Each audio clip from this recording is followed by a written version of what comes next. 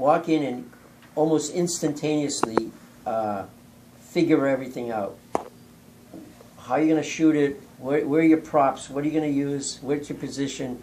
Where, you know, what lighting you're going to use? Everything, and you have to do it. And who's going to be good for being in the photo? Who's not? You have to just assimilate all of this stuff, and you have to do it extremely fast. Because, you know, most breaking news or any kind of news event, you know, it happens really quickly. You don't have time to, like, sit down and have a meeting about it, you know. It's like go in and do it and get out, you know. But the school of life for photography, that's how you become good at it. Yes. Yeah. I mean, they used to call it, you know, school of hard knocks, but it really is, you know. It's well, for you in that bike race, it was the school of hard knocks that you told us about. The Tour de Lowell when 3 bikes hit you. Absolutely. Yeah. That was I rough. I still feel the pain. I bet you can. 12 feet in the air. I don't know how you survived, actually. Oh, you tough, know? wily little critter. That's it. No, you do have to have an element of toughness, though, right? Oh, absolutely. We had a photographer. I mean, he could have been a gangster. I mean, he was so tough. He was a Portuguese guy, Tony Alves. And he's still famous to this day. I learned how to shoot hard news from that guy. And he was just incredible. He almost, talk about reading people and reading events, he almost was at a scene before it happened.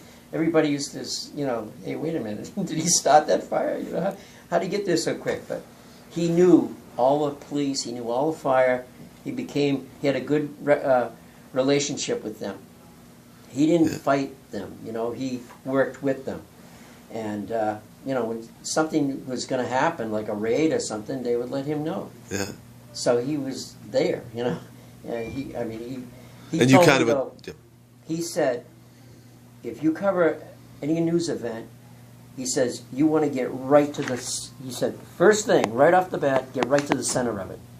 Whatever is causing it, whoever the main person is, he said, that's your job. Get right there, get that shot. He said, then back off. Everything else is secondary. He said, the primary thing is to get right to the source of it. From my experience working with you, that's what you do. You adopted that approach, right? Right. That's what he taught me, and that's what I try to follow. Because, you know, you can't get to a thing and just flounder around and, what should I do? Or, you know, no. You get right to who's doing this, you know. It's like I remember covering a hostage standoff situation once. And it was big. It was up on Christian Hill. And this teenage boy had his grandmother held hostage with a shotgun or something, or a knife, I forget. But all the media were way down the street, way, like half a mile away, you know, all blocked off. So I came around a different approach. I came around a different way. And I knew some of the police, and I said, let me know where I can go, then I'll be safe. And, you know, you're good with me being there. And they brought me to a spot, and I was like right across the street. And it's all unfolding. The SWAT team is all out there. But here I am. I'm right in the middle of it. I'm right there. Yeah. And then they secured the scene. They got the boy surrendered. And then I rushed in. Once they had him handcuffed, I got pictures of him being put in the cruiser, and then marched down the street. And then I walked back down the street, and here's all the media all barricaded. And they're like, how come he was in there? And they're all, sorry, but this is my town. You know, it's all the Boston press. And they life isn't fair. Some of us just have to shoot Lowell photos. Some of us get to shoot the Sports Illustrated swimsuit issue. So that's the way it works, right? There you go.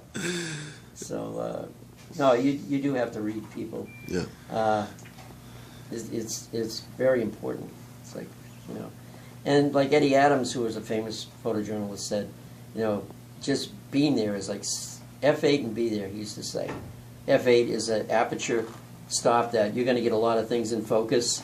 and being there, he said, that's 75% of being a photojournalist. You know, just F8 and be there. Yeah. So yeah, you want to be there at at the middle of it. Well, you were there for quite a while with the Sun. Yeah.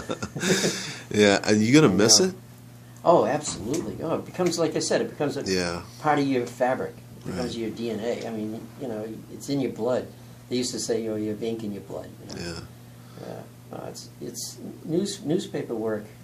That's why I just hope and pray newspapers never die.